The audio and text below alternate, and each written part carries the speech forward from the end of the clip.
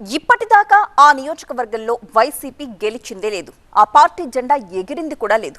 3 ఎన్నికల్లో 3 అభ్యర్థుల్ని మార్చి పోటీ చేయించినా అక్కడ వైసీపీ బోని కొట్టలేకపోయింది. 2014 నుంచి ఇప్పటిదాకా 5 ఇన్ఛార్జీలను మార్చి చూసినా సరైన ఫలితం రాబట్టలేకపోయింది.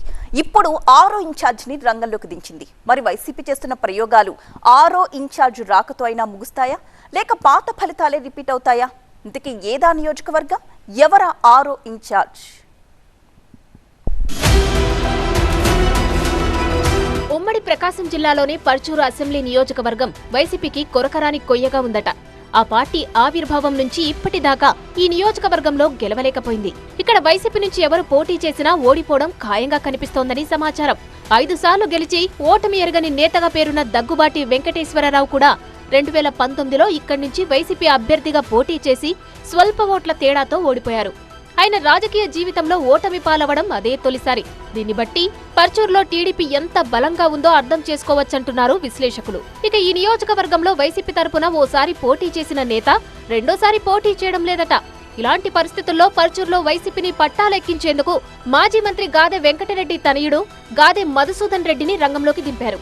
పర్చూరు వైసీపీకి 6వ ఇన్ఛార్జిగా ఎంట్రీ ఇచ్చిన మధుసూదన్ రెడ్డి తనదైన శైలిలో పార్టీ కార్యక్రమాలు నిర్వహిస్తూ గతంలో పనిచేసిన ఇన్ఛార్జిల్లా కాకుండా కార్యకర్తలకు అందుబాటులో ఉంటున్నారని చెబుతున్నారు. టీడీపీ ఆవిర్భావం నుంచి ఇప్పటి వరకు 11 సార్లు పర్చూరులో ఎన్నికలు జరిగితే ఆ పార్టీ 7 సార్లు, కాంగ్రెస్ 4 సార్లు గెలిచాయి. పర్చూరు నుంచి టీడీపీ అభ్యర్థిగా రంగంలోకి దిగిన ఏలూరి సాంబశివరావు 2014, 2019, 2024 ఎన్నికల్లో వరుసగా 3 సార్లు గెలిచి హ్యాట్రిక్ కొట్టారు. దీంతో ఈ నియోజకవర్గంలో టీడీపీ బలంగా పాతుకుపోయింది.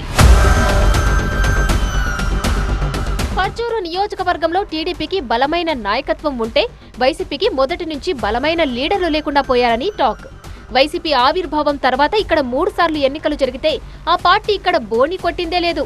పోటీ చేసిన ప్రతిసారి చతికిల పడుతూనే ఉంది. అయితే దీనికి కారణం లేకపోలేదంటున్నారు విశ్లేషకులు. ఇక్కడ వైసీపీ నుంచి ఒకసారి పోటీ చేసిన నేత మరోసారి పోటీ చేయలేదు.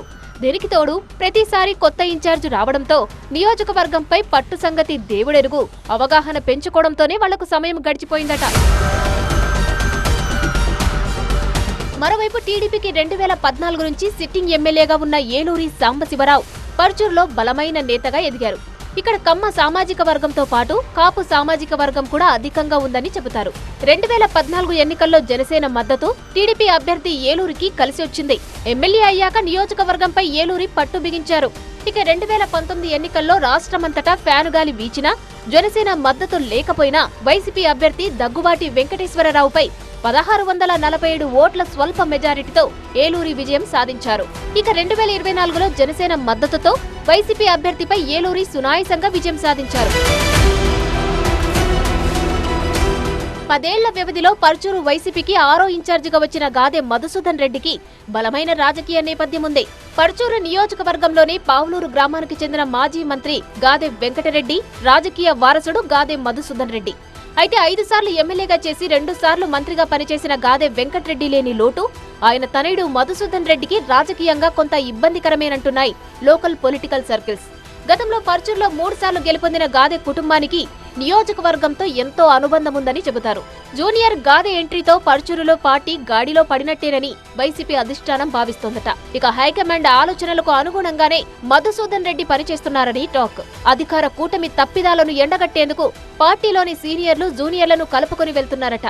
పర్చూరు రాజకీయాలను తనకు అనుగుణంగా మధుసూదన్ రెడ్డి ఏ విధంగా మలుచుకుంటారో చూడాలంటున్నాయి స్థానిక రాజకీయ వర్గాలు.